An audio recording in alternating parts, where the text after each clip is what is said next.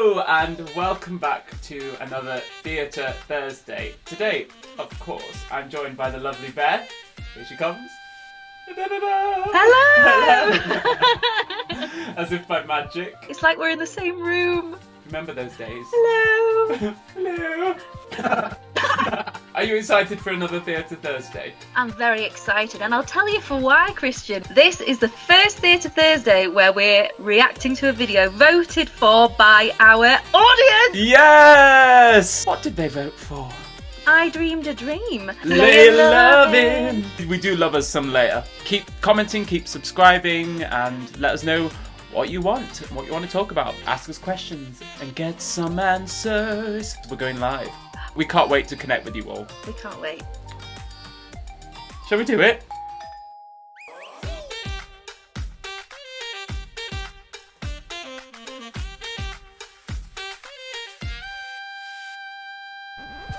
So welcome to our new immersive experience. We're literally on stage with Lea Salonga. Hey Lea! Dreamed a dream in time gone by,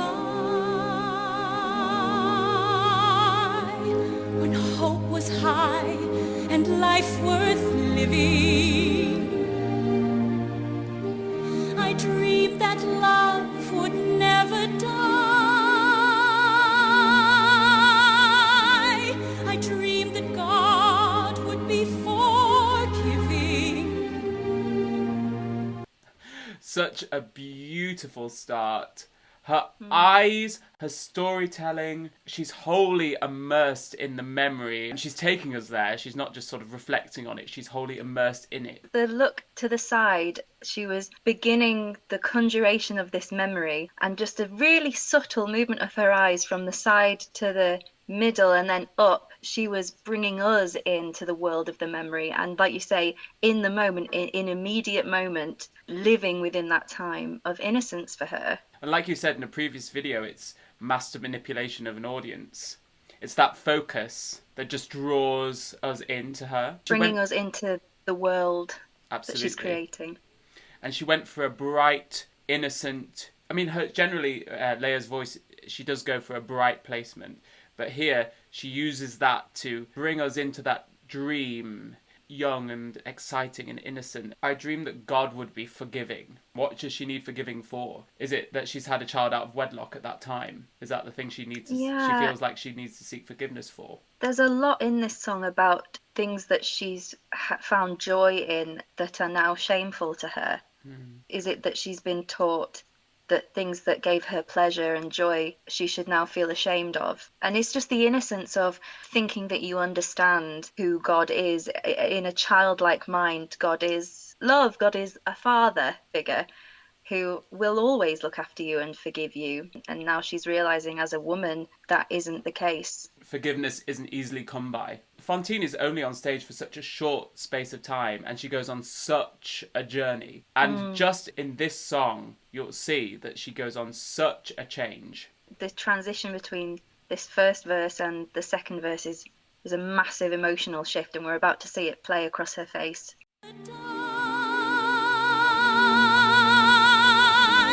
I dreamed that God would be forgiving.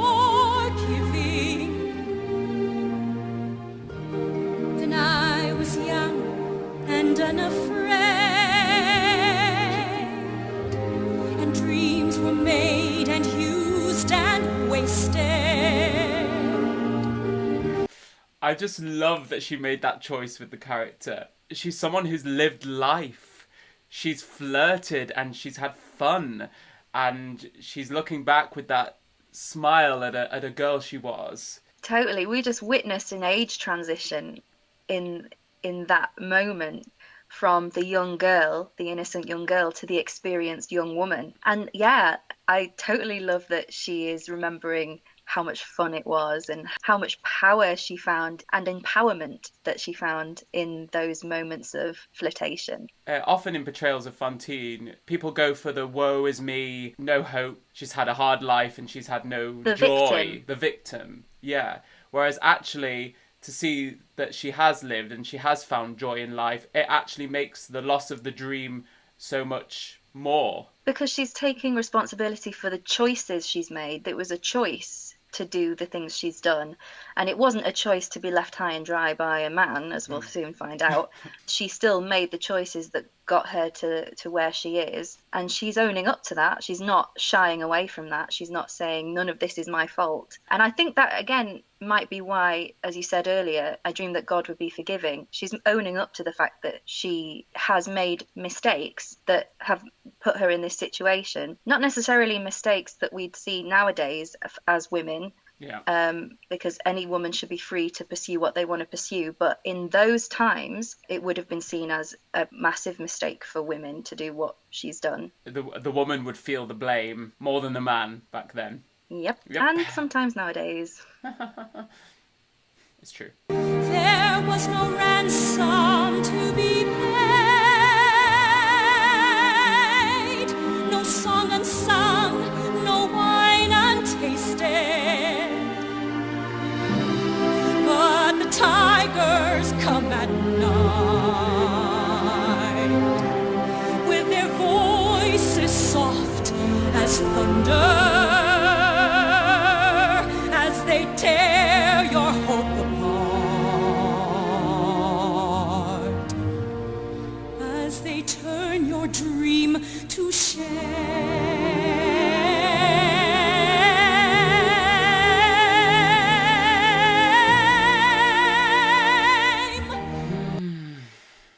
Wow. I mean, so much to talk about there. Yeah, I know. She is just phenomenal at painting pictures with her voice. The way she uses all her different tones and articulation, she really plays with where she's going to put the sound in her face.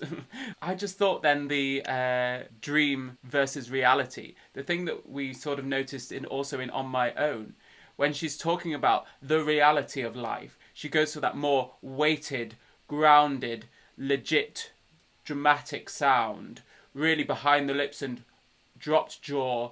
Ah. But when she's talking about the dream, she goes for that bright, higher space. Ah. And I think that was just such beautiful choices. So when she got to, but the tigers come at night, she let herself go onto that lower placement. She has a really artistic way of singing. Yeah. Like you say, painting pictures, using different colours, bringing in different ideas, and it's all an actor's process. It's all acting choices that are doing that. She approaches the song as an actor, and like she's delivering a monologue first and foremost. And like we've said before about having the technique there, so that you don't need to think about it necessarily, so that the acting choices can flow through without being stuck and coming back to the performer mind. You're in the character mind the whole time. On the topic of Lea's technique, I think it's very of its time. I don't necessarily think we teach people in the industry to sing like this now. I don't think there's anything wrong with the way Lea sings. I think she sings phenomenal. I think that just makes her unique. She's super safe and her mix is phenomenal, but it's just not necessarily what we teach now. And I think the more new musicals come through with different sounds being the contemporary sound of the time, techniques change, teaching techniques change, to try and serve what is the current musical theatre sound.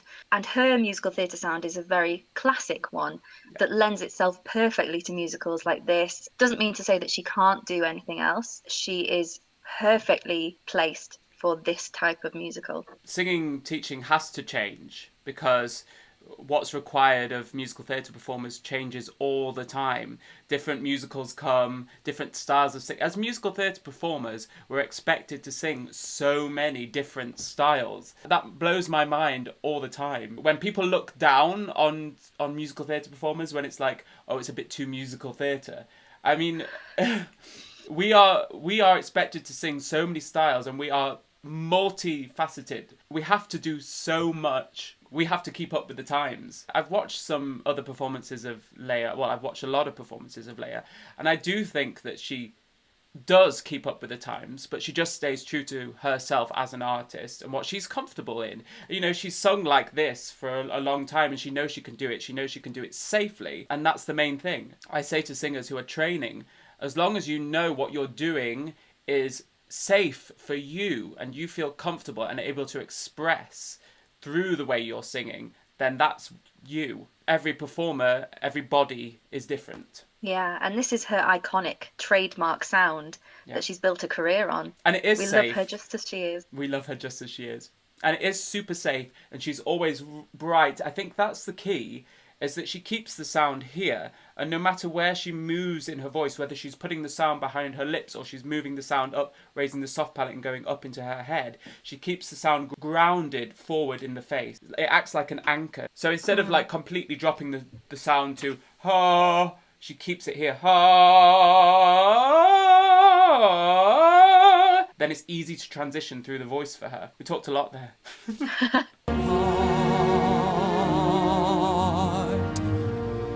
As they turn your dream to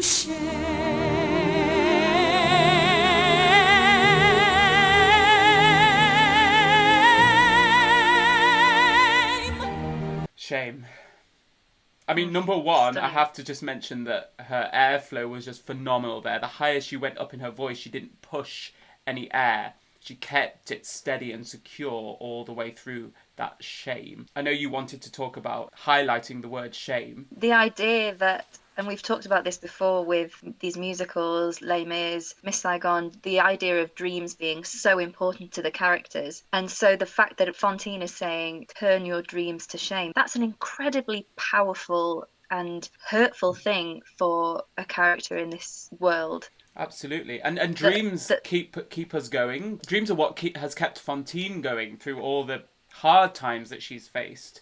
To acknowledge that her dream doesn't feel the same anymore is a big thing for a character in one of these musicals. And Which is why it's the standout moment of this song. This song leads to her demise as a character. Her making some really horrible choices for her daughter, really. This is like her letting go of who she was. This is just after she's been fired from the factory. The reason behind it is not just the foreman has turned against her through his own jealousy, but the women around her have turned against her for no reason other than their own jealousy and trying to bring her down. I was wondering where she comes from in society and how she's found herself in this place. I think we think of her as quite a different place in society to the rest of the women in the factory, or was, and has sort of fallen from grace, as Javert would say.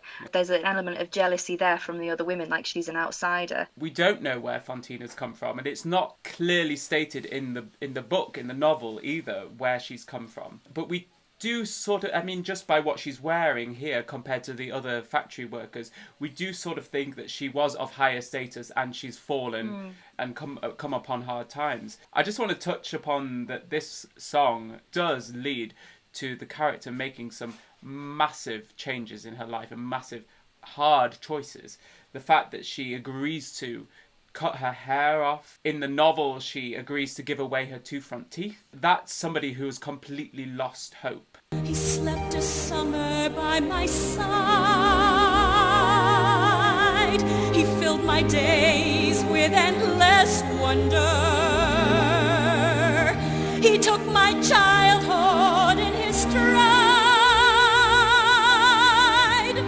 but he was gone when autumn came.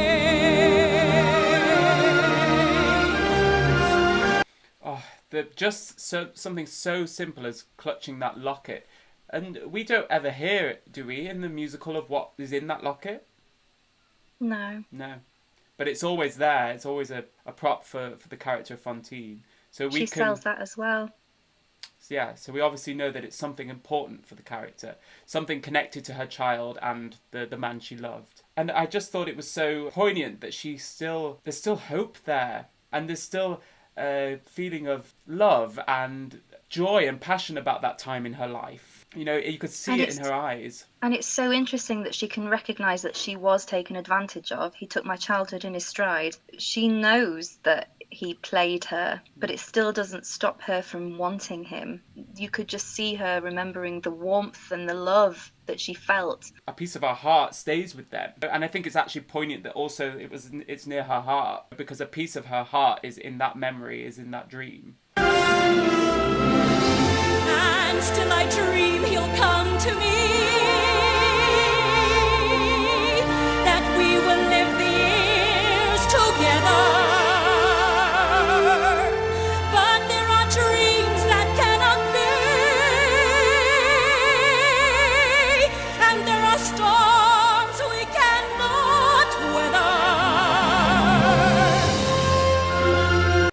The ease of transition through her voice there was just stunning. A perfect example of the rounding of the lips, especially for a legit musical. So much power there. Yeah. And it's never a power that is out of control. It's Yeah. always very controlled. As the singer, it's Yeah. very controlled. Whereas in the character, they may feel out of control. She can put so much resonance and forward placement on that head mix that it doesn't sound like she's doing a head mix up there, because she's got that beautiful forward resonant placement. Normally when a girl would sing this song in Les Mis now, they would probably chest mix that and it would be quite a lot more weighted sound than that, but she doesn't need to. She's chosen to do a head mix and keep it bright and forward and pingy, and you still get the same amount of drama from that choice. So it's a really valid choice. These two phrases are like the last vestiges of hope leaving her, but not just leaving her, she is casting them aside, throwing them away. There are dreams that cannot be. Yeah, because she is finally voicing the dearest hope in her heart, which is that he'll come back. In her head, she knows he's not coming back.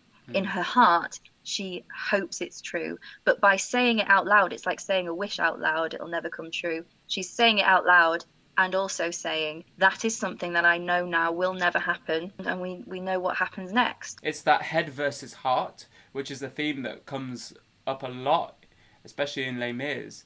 That inner conflict is stunning to watch on stage. I mean, we see the character in I Dreamed a Dream go through such a journey. In a musical, we only have a short space of time to put a whole novel into this short 2-hour musical, and it's a massive novel. It could be like 4 musicals long, really. They've written an amazing song, which we learn so much about Fantine, where she's been, and what leads her to go where she's going now.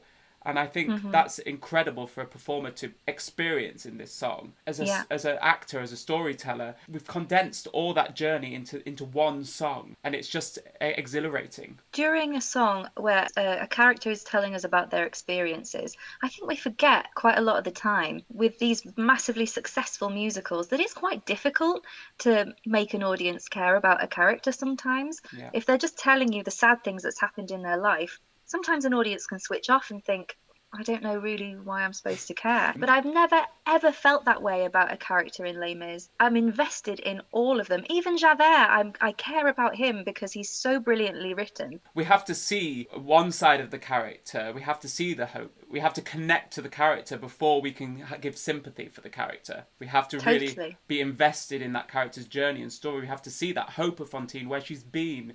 That life sounds beautiful, the place she was. And then we're invested in her demise. It's part of the genius of Lea Salonga in that what we were saying earlier about the fun, like flirty side that she gave us in the second verse. Those are parts of making the character more likeable, so that when we see terrible things happen to her later on, we really, really care. That's what she's done by laying the foundations of this really gorgeous, likeable, lovely character. And actually, I said that she's a broken woman after this, but to be fair to her, she retains so much strength. Even after this song, when all her hope is gone, she's doing anything possible to help her daughter, even if it means ruining her own body. I think she loses a connection to herself and her pride and her body as part of her. And she is only now thinking of her daughter's survival. She compartmentalizes herself. Her thoughts wholly are on the survival of her child. It's quite similar to what we were saying about Kim, in that she now realizes that if her daughter is to survive, it may come at the cost of her own life. But that's something she's willing to do. And it does come at the cost of her own life. I had a dream my life would be so different from this hell I'm living, so different now from what it seemed.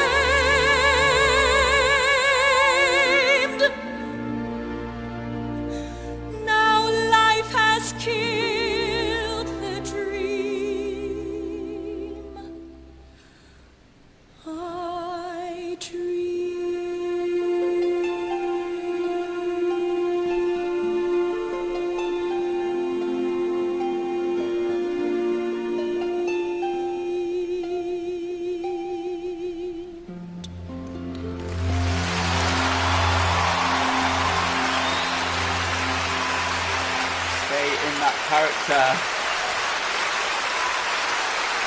Just in that last moment, on that last note, it was like she was looking at the dream that she's been showing us all through this song, and now after this journey she's been on, the dream is Fading. too far away to access, realizing that the connection she's had to that hope has been cut off, and it's like it's been set adrift and she's watching it fade, as you say.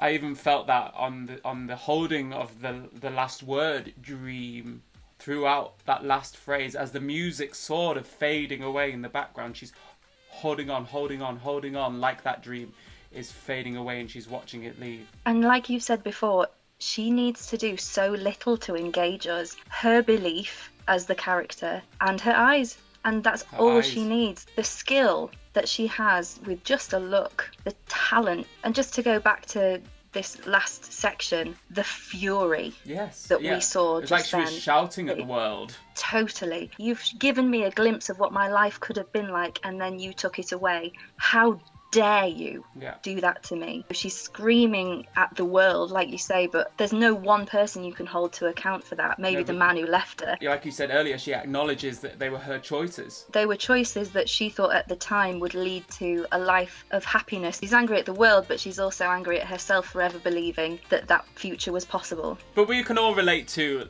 life taking us on a direction that we didn't think that we were going to be going down. I got quite emotional then. Yeah, me too. Well, that was our review of Lea Salonga singing I Dreamed a Dream from the 25th anniversary of Les Miserables. And thank you so much, Beth, for joining me. Thank you for having me. In the new virtual world. Thanks for putting me in, where's this, the O2 Arena? It's very nice. It's very lovely here, yes. I can make you disappear as if by magic. I'm going to do it. Goodbye, Beth. Thank you so much for joining us. I hope you're safe, I hope you're well, and I'll see you next time for another Theatre Thursday. Keep singing, keep smiling. Keep singing and keep smiling, alright? Alright? Alright?